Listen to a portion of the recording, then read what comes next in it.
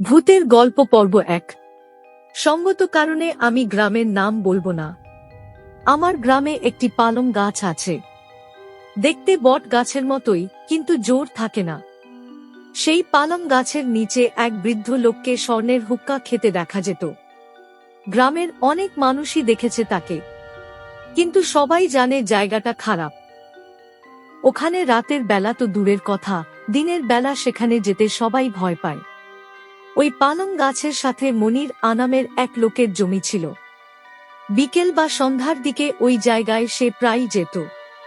তো একদিন ৩টি জিন তাকে ৩টা টাকার হাড়ি দেখায় আর বলে, তুমি যদি আমাদের দলে চলে আসো তাহলে তোমাকে এই টাকাগুলো দিয়ে দেব।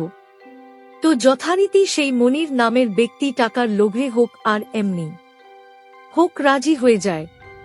রাজি হওয়ার পরে মনিরকে আর জিনগুলো টাকা দেয় না, বিভিন্নভাবে আজ না কাল বলে ঘুরাতে থাকে। প্রায় ১ মাস মনিরকে টাকার লোভে ঘুরায় তারা। মনির অবশেষে বিরক্ত হয়ে গ্রামের একজনের কাছে কথাগুলো শেয়ার করে যে কিভাবে আমি এই টাকাগুলো আনব। এবং একটা জিনিস বলে রাখি, মনির যখন জোর করে টাকার হাড়ি আনতে যেত তখন হাড়িগুলো মাটির নিচে তলিয়ে যেত। সে কোন অবস্থাতেই টাকাগুলো আনতে পারত না। গ্রামের লোকটা অ্যাডভাইস দিল যে, তুমি একটা কাজ কর, তুমি ৩টা গরুর হাড় সাথে নিয়ে যাবে। যদি তোমাকে টাকা দিতে না চায় তাহলে তুমি হাড়ি ৩টির উপরে গরুর হাড় হাড্ডি রেখে দিবে।